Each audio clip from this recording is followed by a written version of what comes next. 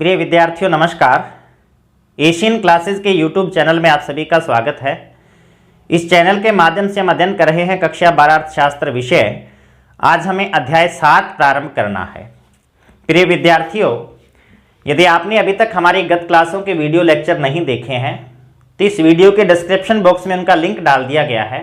आप उस लिंक के माध्यम से उन समस्त वीडियोज़ को देख सकते हैं। और यदि आपको इन क्लासों के क्लास नोट्स की आवश्यकता है तो इसी वीडियो के डिस्क्रिप्शन बॉक्स में टेलीग्राम ग्रुप का लिंक डाल दिया गया है। आप वहां से उस टेलीग्राम ग्रुप को ज्वाइन करें और क्लास नोट्स वहां से प्राप्त कर सकते हैं। चलते हैं अध्याय 7, उत्पादन की अवधारणा। उत्पादन की अवधारणा, सबसे पहले शब्द आता है उत्पादन। क्या तात्पर्य है उत्पादन से, इसकी परिभाषा पर हम चर्चा करते हैं। वस्तुओं में उपयोगिता का सृजन करना ही उत्पादन कहलाता है। किसका सृजन करना? उपयोगिता का। उपयोगिता क्या है? गत लेसन में हमने अध्ययन किया था कि किसी वस्तु की या सेवा की आवश्यकता को जो संतुष्ट करने की क्षमता है उसी को हम क्या कहते हैं? उपयोगिता कहते हैं। अर्थात यदि कोई वस्तु या सेवा किसी उपभोग करने वाले की आवश्यकता को संतुष्ट करने की क्षमता रखती है तो हम कहते हैं कि ये वस्तु क्या है? उपयोगी है। अर्थात इसमें क्या है? उपयोगिता। और ये उपयोगिता का, वस्तुओं में उपयोगिता का सृजन ही क्या कहलाता है? उत्पादन कहलाता है। वस्तुओं में उपयोगिता का सृजन ही क्या कहलाता है? उत्पादन कहलाता है। उदाहरण के रूप में, जैसे मान लीजिए आपको चाय बनाने के लिए चीनी की आवश्यकता है, लेकिन आप गन्ने से चाय नहीं बना सकते। गन्ने से चाय नहीं बना सकते ना, तो उस गन्ने से चीनी बनाई जाएगी। अर्थात गन्ने में उपयोगिता का सृजन किसके रूप में हो गया? चीनी के रूप में। और वो चीनी आपके लिए क्या होगी? उपयोगी होगी। हम कहते हैं कि चीनी का उत्पादन हो रहा है। समझ गए मेरी बात को? तो क्या हुआ उत्पादन? वस्तुओं में उपयोगिता का सृजन करना उत्पादन कहलाता है। नेक्स्ट आता है उत्पादन के साधन। वस्तुओं का उत्पादन करने के लिए 4 प्रकार के साधन काम में लिए जाते हैं। मुख्यतः ये 5वां प्रबंधन एवं तकनीक है, इस पर भी हम चर्चा करेंगे। सबसे पहला आता है भूमि। उत्पादन में पहला साधन प्रश्न आ जाए कि उत्पादन के साधन कौन कौन से, तो हमें 4 साधन लिखने हैं। भूमि, पूंजी, श्रम एवं उद्यमशीलता। किसी भी वस्तु के उत्पादन में सबसे पहला साधन क्या काम में आता है? भूमि। और वितरण के अनुसार भूमि को उसके योगदान के बदले क्या दिया जाता है? लगान दिया जाता है। लगान को हम सामान्य भाषा में ठेका कह सकते हैं कि उस जमीन का ठेका दिया जाता है, उसी को हम क्या कहते हैं? लगान। अर्थात उस भूमि के उपयोग के बदले या उत्पादन में भूमि के योगदान के बदले उसको जो बदले में दिया जाता है उसको हम क्या बोलते हैं? लगान बोलते हैं। अर्थात भूमि को उत्पादन में योगदान के बदले में लगान के रूप में क्या किया जाता है? भुगतान किया जाता है। तो पहला साधन क्या हुआ उत्पादन में? भूमि। और बदले में इसको क्या भुगतान किया जाता है? लगान के रूप में भुगतान किया जाता है। दूसरा साधन आता है पूंजी।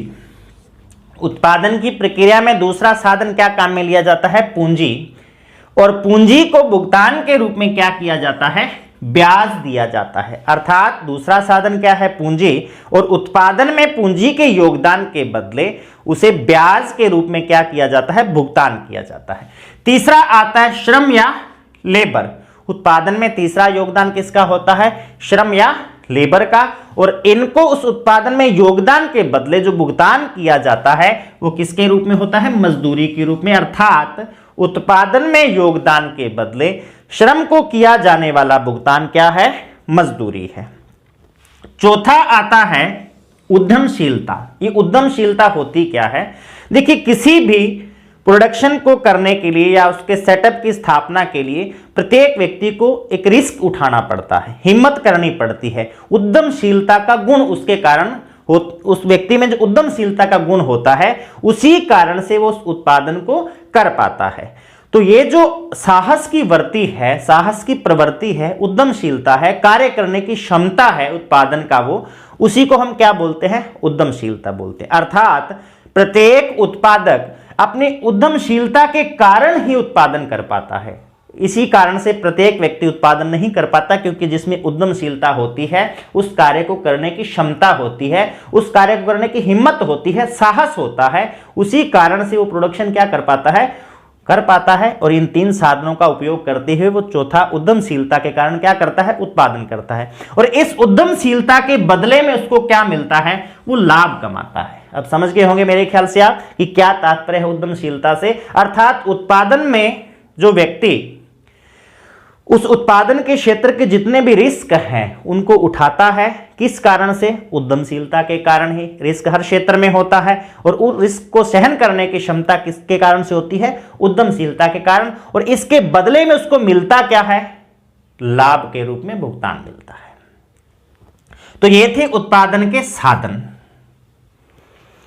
अब लास्ट आता है प्रबंधन व तकनीक। वर्तमान परिप्रेक्ष्य में इसका महत्व भी बढ़ता जा रहा है। इसका तात्पर्य क्या है, इन उत्पादन के साधनों को एक संगठन के रूप में रखना ताकि संसाधनों का कुशलतम उपयोग करते हुए उत्पादन को बढ़ाया जा सके। अब हम चलते हैं, प्रश्न आता है तो इसी नाम से आता है कि उत्पादन के चारों साधन कौन से, तो हमें लिखना है भूमि, पूंजी, श्रम और उद्यमशीलता। और उत्पादन के साधनों के बदले में उनको भुगतान क्या किया जाता है, तो हम लिखेंगे भूमि को लगान के रूप में, पूंजी को ब्याज के रूप में, श्रम को मजदूरी के रूप में और उद्यमशीलता को किसके रूप में, लाभ के रूप में भुगतान मिलता है। अब हम चलते हैं इस लेसन के नेक्स्ट टॉपिक, परिभाषाएं हैं कुल उत्पादन, सीमांत उत्पादन एवं औसत उत्पादन, उनकी हम चर्चा करते हैं। चलिए तो चर्चा करते हैं इनकी परिभाषाओं की। सबसे पहले आता है कुल उत्पादन, इंग्लिश में इसको टोटल प्रोडक्शन बोलते हैं, शॉर्ट फॉर्म में इसको टीपी लिखेंगे, T for total, P for production. आपको ये इंग्लिश जो वर्ड हैं वो याद रखने हैं। दूसरा आता है सीमांत उत्पादन, इसको इंग्लिश में मार्जिनल प्रोडक्शन कहते हैं और शॉर्ट फॉर्म में इसको क्या लिखते हैं, एमपी लिखते हैं। और तीसरा एक और है, उसको बोलते हैं औसत उत्पादन। क्या कहते हैं, औसत उत्पादन, इसको इंग्लिश में एवरेज प्रोडक्शन और शॉर्ट फॉर्म में क्या लिखेंगे, एपी लिखेंगे, एवरेज प्रोडक्शन। सबसे पहले हम चर्चा करते हैं कुल उत्पादन की। देखिए किसी भी देश में उत्पादन के लिए 2 प्रकार की तकनीकें काम में ली जाती है। पहली तकनीक आती है पूंजी प्रधान तकनीक, जिसको हम पूंजी को के से सिंबल करते हैं, के फॉर कैपिटल, अर्थात उसमें मुख्यतः उत्पादन किससे किया जाता है, मशीनों से किया जाता है। दूसरी आती है श्रम प्रधान तकनीक, अर्थात इसमें उत्पादन किससे किया जाएगा, श्रमिकों से किया जाएगा, श्रमिकों की संख्या क्या होगी, ज्यादा होगी। तो इन परिभाषाओं को समझने के लिए हम मुख्यतः श्रम प्रधान तकनीक की चर्चा करेंगे कि श्रम की संख्या में या श्रमिकों की संख्या में परिवर्तन के आधार पर इनकी हम व्याख्या करेंगे। सबसे पहले चलता है कुल उत्पादन क्या होता है। हम ऐसा मानकर चलते हैं कि उत्पादन के लिए किसका प्रयोग किया जा रहा है, श्रमिकों का प्रयोग किया जा रहा है। तो क्या है कुल उत्पादन, किसी एक समयावधि में उत्पादन के समस्त साधनों का प्रयोग करते हैं। यहां उत्पादन के समस्त साधनों से क्या तात्पर्य है, लेबर से तात्पर्य है, एल फॉर लेबर या श्रमिक। उत्पादन के समस्त साधन यहां किसको मानकर चले हैं हम, श्रमिकों को, का प्रयोग करके कुल किया जाने वाला उत्पादन। हम एक उदाहरण के रूप में लेते हैं कि जैसे फॉर्मूला है टीपी बराबर सिग्मा एमपी, अर्थात टोटल प्रोडक्शन बराबर योग है किसका, मार्जिनल प्रोडक्शन या सीमांत उत्पादन का। हम एक इसको समझने एक छोटा सा उदाहरण लेते हैं। मान लीजिए कि कुल श्रमिक 10 काम में लिए जा रहे हैं। कितने श्रमिक काम में लिए जा रहे हैं, 10 श्रमिक काम में लिए जा रहे हैं। और XYZ वो किसी वस्तु का उत्पादन कर रहे हैं। मान लीजिए कि वो एक पेंसिल का उत्पादन कर रहे हैं। इस 10 व्यक्तियों में से यदि पहला व्यक्ति 5 पेंसिल्स बना रहा है, दूसरा व्यक्ति 3 बना रहा है, तीसरा व्यक्ति 2 पेंसिल बना रहा है, चौथा व्यक्ति फिर 5 बना रहा है, इस प्रकार से प्रत्येक व्यक्ति के द्वारा जो किया जाने वाला उत्पादन है वो तो क्या हो जाएगा, मार्जिनल प्रोडक्शन। क्या हो जाएगा, मार्जिनल प्रोडक्शन या सीमांत उत्पादन। और यदि इन सभी व्यक्तियों के द्वारा अलग अलग जितनी इकाइयों का उत्पादन किया जा रहा है उसका योग कर दिया जाए तो वो क्या हो जाएगा, कुल उत्पादन। अर्थात प्रत्येक श्रमिक के द्वारा या उत्पादन की प्रत्येक इकाई के द्वारा जो उत्पादन किया जा रहा है उसका यदि योग कर दिया जाए तो वो योग किसके बराबर होगा, कुल उत्पादन के बराबर होगा। अर्थात उत्पादन किसी समयावधि में उत्पादन की समस्त इकाइयों या साधनों के द्वारा कुल किया जाने वाला उत्पादन ही क्या कहलाता है, कुल उत्पादन कहलाता है। दूसरा इसका फॉर्मूला हम किस प्रकार से लिख सकते हैं, दूसरा लिख सकते हैं टीपी बराबर एवरेज प्रोडक्शन या एपी या औसत उत्पादन को यदि संख्या से गुना कर दिया जाए हम औसत कैसे निकालते थे? संख्याओं का योग बटा में संख्याओं की संख्या। जैसे मान लीजिए कि आपने इस उदाहरण में हमने लिया कि 10 श्रमिक लिए हैं, 10 श्रमिकों में से किसी के द्वारा कम उत्पादन किया जा रहा है, किसी के द्वारा ज्यादा किया जा रहा है। मान लीजिए कि इनके द्वारा कुल किया जाने वाला जो उत्पादन है वो कितना हो गया? 50 इकाइयां। मान लिया कि इन्होंने कुल उत्पादन कितना किया? 10 व्यक्तियों ने 50 इकाइयां, 10 श्रमिकों के द्वारा 50 इकाइयों का उत्पादन किया गया। अब यदि हम औसत निकालें तो क्या करेंगे? 10 की संख्या से भाग देंगे। कितना आया आंसर हमारे पास? 5 आया। इकाइयां कितनी है? 10। तो पुनः अर्थात ये क्या हो गया? संख्याओं का योग बटा संख्याओं की संख्या, अर्थात हमारे पास औसत आ गया कि एक व्यक्ति के द्वारा जो औसत उत्पादन है वो कितना किया गया? 5 इकाइयां। अब यदि हम औसत उत्पादन को कितना निकला है? 5, श्रमिकों की संख्या से कितनी थी? 10, गुना कर दें तो कितना आ गया हमारे पास? 50, अर्थात किसके बराबर हो गया? कुल उत्पादन के। ठीक है, तो अर्थात औसत उत्पादन को यदि साधनों की संख्या से, उत्पादन की संख्या से गुना कर दिया जाए तो क्या मिल जाएगा? हमें कुल उत्पादन मिल जाएगा। चलिए हम चलते हैं नेक्स्ट परिभाषा, सीमांत उत्पादन। सीमांत उत्पादन से क्या तात्पर्य है? सीमांत उत्पादन चूंकि परिवर्तन को बताता है, हमने पहले भी चर्चा की थी सीमांत उपयोगिता वाले लेसन के अंदर चर्चा की थी हमने इसकी। तो सीमांत से क्या तात्पर्य है? सीमांत उत्पादन से तात्पर्य यह है कि अन्य कारकों को स्थिर रखते हुए, चूंकि हमने यहां एक ही साधन को परिवर्तनशील मान के चल रहे हैं, किसको? श्रम को, कि अन्य कारकों को स्थिर रखकर किसी एक साधन की संख्या में एक इकाई का परिवर्तन। यहां परिवर्तन से तात्पर्य यह है कि आप उनकी संख्या घटा भी सकते हो, आप उनकी संख्या बढ़ा भी सकते हो। तो एक इकाई में परिवर्तन करने से कुल उत्पादन में कितना परिवर्तन हो रहा है? कहने का तात्पर्य यदि हम इसी उदाहरण को लें कि यदि आप लेबर की संख्या 10 से 9 करते हो तो कुल उत्पादन में कितना परिवर्तन आएगा, और यदि लेबर की संख्या 10 से 11 करते हो तो कितना उत्पादन आएगा। बात हम किसकी कर रहे हैं? सिर्फ एक इकाई परिवर्तन की। या तो इकाई कम करना है और या इकाई बढ़ाना है। परिवर्तन से तात्पर्य घटाना या बढ़ाना दोनों से है। यहां आप घटाना या बढ़ाना शब्द नहीं लिखोगे, आप क्या लिखोगे? परिवर्तन, अर्थात घटा भी सकते हैं और बढ़ा भी सकते हैं। तो जिस साधन के परिवर्तन की हम बात कर रहे हैं, चूंकि इन परिभाषाओं में हम किसकी बात कर रहे हैं? श्रम की बात कर रहे हैं। तो उत्पादन में जो श्रम की इकाइयां काम में ली जा रही है, उन इकाइयों में यदि एक संख्या का परिवर्तन किया जाए, या तो एक संख्या बढ़ाई जाए और या एक संख्या घटाई जाए, तो कुल उत्पादन में जो अंतर आएगा उसको हम क्या कहते हैं? सीमांत उत्पादन। सीमांत से तात्पर्य क्या है? वो उस इकाई का उत्पादन है जिसको हम घटा रहे हैं या बढ़ा रहे हैं। जैसे मान लीजिए कि हमने यहां 10 इकाइयां ली थी और 10 इकाइयों के द्वारा कुल कितना उत्पादन किया जा रहा था? 50 इकाइयों का। 10 इकाइयों श्रम के द्वारा 50 इकाइयों का उत्पादन किया जा रहा था। अब आपने मान लीजिए परिवर्तन कर दिया। क्या परिवर्तन कर दिया? कि एक इकाई को घटा दिया, और घटाने से उत्पादन में परिवर्तन कितना है? मान लीजिए 45 इकाइयां होगी। तो पहले कितनी थी? कुल इकाइयां 50 थी, अब कितनी हो गई? 45। तो कुल उत्पादन में अंतर कितना आया? 5 का। तो फॉर्मूला क्या है? एमपी बराबर होता है डेल्टा टीपी। डेल्टा से तात्पर्य है परिवर्तन। डेल्टा से क्या तात्पर्य है? परिवर्तन। तो कितनी इकाइयां यहां डेल्टा टीपी आ जाएगी? 5 आ जाएगी।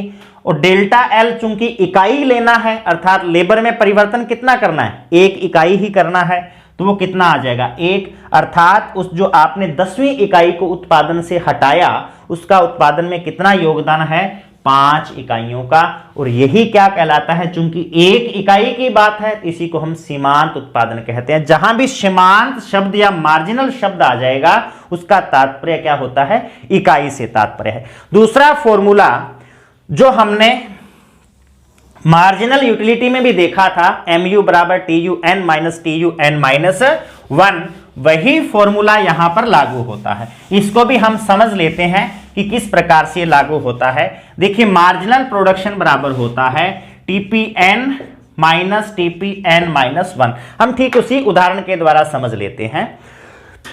देखिए, हमने माना कि शुरू के अंदर लेबर की कितनी इकाइयां काम में ली जा रही है? 10।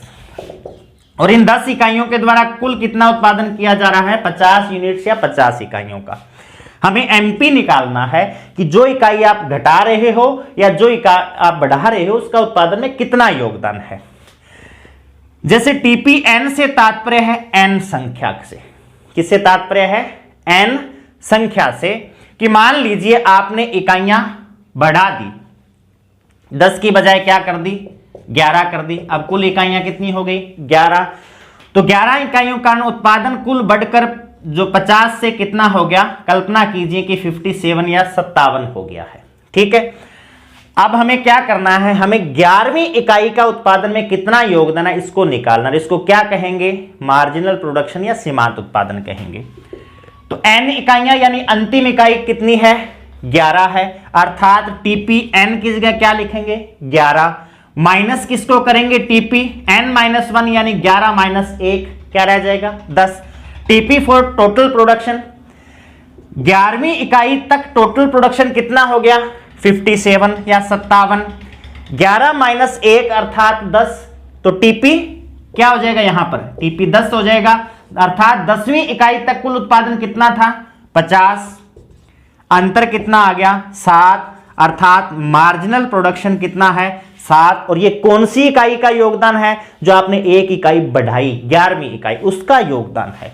तो इस प्रकार से उस उत्पादन की जो इकाइयां हैं, जो साधन की इकाइयां हैं, उसमें एक इकाई का परिवर्तन करने से जो कुल उत्पादन में परिवर्तन हो रहा है उसी को हम क्या कहते हैं, सीमांत उत्पादन। दो प्रकार से निकाला जा सकता है, डेल्टा टीपी बटा में डेल्टा एल, अर्थात कुल उत्पादन में परिवर्तन बटा में साधन की इकाइयों में परिवर्तन। और ये चूंकि हम क्या लेके चलते हैं, मार्जिनल प्रोडक्शन, इकाई कोई बताता है इसलिए बटा में क्या आएगा, एक ही आएगा। जैसे यहां भी लिखे हम तो टीपी 7 आया है और डेल्टा एल 11 माइनस 10 1 आया है। दूसरा फॉर्मूला एमपी बराबर TP N minus TP N minus 1। तीसरा हम चलते हैं औसत उत्पादन पर। तो चलिए हम चर्चा करते हैं औसत उत्पादन क्या है। औसत से तात्पर्य क्या है आप सभी जानते हो, किस प्रकार से निकालते थे, कुल संख्याओं का योग बटा संख्याओं की संख्या। तो तात्पर्य क्या हुआ, उत्पादन में प्रयुक्त परिवर्तनशील साधन के प्रति इकाई उत्पादन को क्या कहते हैं, औसत उत्पादन कहते हैं। प्रति इकाई उत्पादन क्या होता है, औसत होता है। अर्थात यदि आप किसी वस्तु के उत्पादन करने में 10 श्रमिक काम में ले रहे हो, 10 श्रमिकों को आपने काम पर लगाया हुआ है और 10 श्रमिकों के द्वारा 100 इकाइयों का उत्पादन किया जा रहा है, तो प्रत्येक व्यक्ति का उत्पादन कितना होगा उसी को हम क्या कहते हैं, औसत। प्रत्येक व्यक्ति का अलग अलग उत्पादन की बात करें तो मार्जिनल होगा, और प्रत्येक व्यक्ति का एक एवरेज निकालें कि एवरेज रूप से प्रत्येक व्यक्ति के हिस्से में कितना उत्पादन आ रहा है, तो उसको हम क्या कहेंगे, एवरेज प्रोडक्शन या औसत उत्पादन कहेंगे। फॉर्मूला क्या है, अर्थात कुल उत्पादन में यदि श्रमिकों की संख्या अर्थात परिवर्तनशील साधन, परिवर्तनशील से तात्पर्य हम इस साधन को कम या ज्यादा कर रहे हैं, तो यदि कुल उत्पादन में श्रमिकों की संख्या का भाग दे दिया जाए तो हमारे पास क्या मिल जाएगा, हमें औसत उत्पादन मिल जाएगा। तो तात्पर्य क्या हुआ कि प्रति इकाई उत्पादन है वही क्या कहलाता है, औसत उत्पादन कहलाता है। तो आज की क्लास में बस इतना ही, बाकी हम नेक्स्ट क्लास में करेंगे। धन्यवाद।